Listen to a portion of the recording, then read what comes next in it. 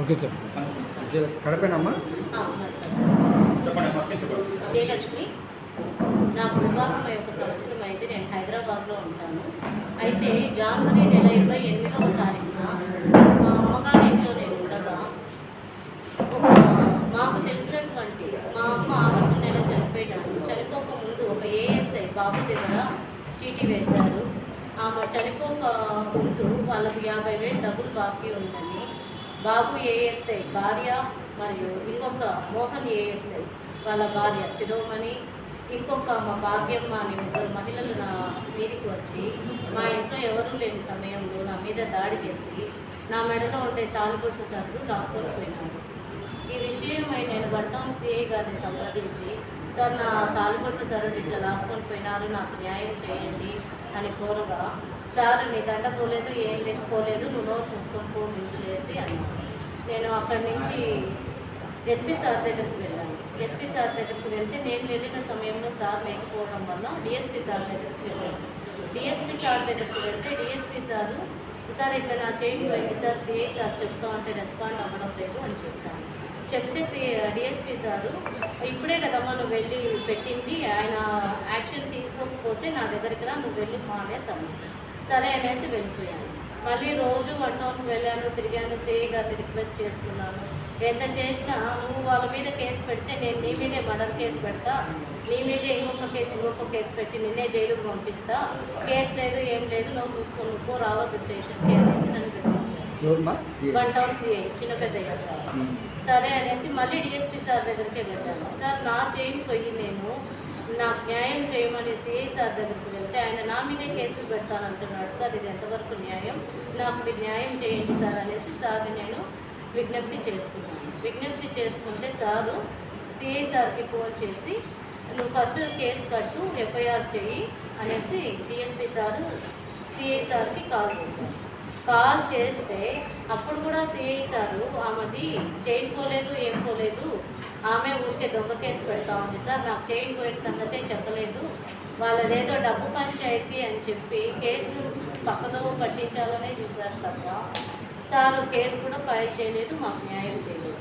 మళ్ళీ DSP sir ఆదేశం మేరకు సారు ఎఫ్ఐఆర్ అయితే చేశారు. అది కూడా నేను 3 మీద కేసు పెడితే నా అర్జీ నేను రాసుకొని పెడితే వాళ్ళకు నచ్చినట్లు 2ని మాత్రమే చేర్చి వాళ్ళు ఎఫ్ఐఆర్ అనేది చేశారు. ఆ ఎఫ్ఐఆర్లో కూడా నా బంగారు 60 గ్రాములు అయితే 43 గ్రాముల బంగారు మాత్రమే చేర్చి 17 గ్రాముల బంగారుని పక్కలో పట్టించారు. అందులో ఎఫ్ఐఆర్లో కూడా 43 గ్రాముల బంగారం ధర 1,80,000 మాత్రమే రాశారు. సార్ ఇది ఎందుకని ఇలా రాస్తున్నారు, 43 గ్రాముల బంగారు ఎక్కడ దొరుకుతుంది సార్, 1,80,000 అని నేను అమర్నాథ్ సార్ అనగా, నీకు ఛార్జ్ షీట్లో మేము నువ్వు చెప్పిందంతా రాస్తాము, ఇక్కడ ఇదంతా రాయము, ఇట్లనే నీకు ఇష్టమైతే పెట్టు లేకుంటే పో అన్నాడు. సరే ఇదైనా జరగాలి అనేసి నేను అక్కడ సంతకం పెట్టుకొని వచ్చేసాను. తర్వాత ఒక 10 రోజులకు 1 టౌన్కి వెళ్ళి, సార్ నాది చైన్ రికవరీ చేయించండి సార్ అనేసి సిఐ సార్ని అడిగితే, నువ్వు 4 లక్షల డబ్బులు తీసుకొని రా, వెంటనే నీ చైన్ నేనే ఇస్తా అని సిఐ గారు అన్నారు. నేను అన్నాను, ఎందుకు సార్ నేను 4 లక్షలు ఇవ్వాలి, మా అమ్మ బాకీ ఉండేది 50,000 సార్, వాళ్ళకి 4 లక్షలు ఎందుకు ఇవ్వాలి నేను అన్నాను. అంటే ఆయన ఇష్టం వచ్చినట్లు మాట్లాడుతున్నాడు, నీ అమ్మ నిన్ను కనలేదా, నీ అమ్మ నిన్ను కన్నెందుకు లెక్క దాపు అనేసి ఆయన ఇష్టం వచ్చినట్లు మాట్లాడతా ఇంతవరకు నా చైన్ రికవరీ చేయడం లేదు. ఈ విషయానికి నేను ఎస్పీ గారి దృష్టికి వెళ్ళాను, జిల్లా కలెక్టర్ గారి దృష్టికి వెళ్ళాను, జిల్లా జడ్జి మేడం దగ్గరికి వెళ్ళాను, మంగళగిరిలో డీజీపీ ఆఫీస్కి వెళ్ళి అర్జీ పెట్టుకున్నాను, నారా లోకేష్ సార్ దగ్గరికి వెళ్ళి అర్జీ పెట్టుకున్నాను, మళ్ళీ ఇంకా పవన్ కళ్యాణ్ సార్ పార్టీ ఆఫీస్కి వెళ్ళి కూడా అర్జీ పెట్టుకున్నాను. పవన్ కళ్యాణ్ పార్టీ ఆఫీస్ దగ్గర నుంచి నన్ను డిఐజీ సార్ కొయ్యా ప్రవీణ్ సార్ని కలుగుమా అనేసి పంపించారు. నేను అక్కడికి వెళ్ళి డిఐజీ సార్ని మాట్లాడితే అప్పుడు కూడా సిఐ సార్కి ఫోన్ చేస్తే ఆయన వాళ్ళది చైన్ పోలే ఏం పోలేదు, మా డబ్బులు ఎదుర్కొట్టేదానికి స్టోరీలన్నీ చెప్తాంది సార్ అని అక్కడ కూడా కేసుని పక్కదో పట్టించేదానికే ఆయన ప్రయత్నం చేస్తున్నాడే తప్ప నా చైన్ ఇంతవరకు ఆయన రికవరీ చేయడం లేదు. ఇది నా సమస్య. ఇప్పటి వరకు విసుగెత్తిపోయి ఏం చేయలేక ఇంకా మీడియా దగ్గరికి వచ్చాను సార్. నా చైన్ 8 లక్షల వరకు అవుతుంది సార్. 8 లక్షల వరకు. 6 తులాలు. లక్షలు లంచం అడిగింది, నేను పై అధికారుల దృష్టికి తీసుకెళ్ళాను అని వాళ్ళ దగ్గర డమ్మీ బాండ్లు తయారు చేపించి వాళ్ళు అడిగినారు డబ్బులు, నేను అడగలేదు అనేసి చెప్తున్నారు చిన్నదయ్య సార్. చిన్న పెద్ద మిమ్మల్ని అడిగినారా? నన్నే అడిగారు డైరెక్ట్గా. ఆయన రూమ్లో 4 లక్షలు డబ్బులు తీసుకొని రాపో, ఇప్పుడే నేనే ఇస్తాను నీ చైను అంటున్నాడు. అప్పటికి సిఐ సార్ దగ్గర నా చైన్ ఉందా, లేదంటే తీసుకుపోయిన దొంగల దగ్గర నా చైన్ ఉందా, నాకేమీ అర్థం కావడం లేదు. వాళ్ళు ఇద్దరు ఏఎస్ఐ భార్యలు కావడం చేత ఇలా మాట్లాడుతున్నారు. వాళ్ళ పేర్లు ఏం పేరు?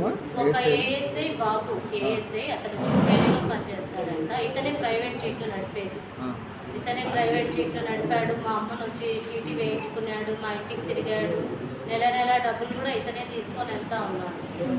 అయితే ఇంకా మోహన్ ఏఎస్ఐ, అతను నంద్యాలలో కోర్టు పోలీస్గా చేస్తాడంట. వీళ్ళ భార్య మా ఇంటికి మీదకి ఆమెను తీసుకొని వచ్చింది. వీళ్ళు మేము 3 ఇళ్ళ పక్కనే ఉంటాం. ఇప్పుడు ఎవరి మీద కేసు కట్టినారు? జాబితా మీద, శిరోమణి మీద మాత్రమే కేసు కట్టారు.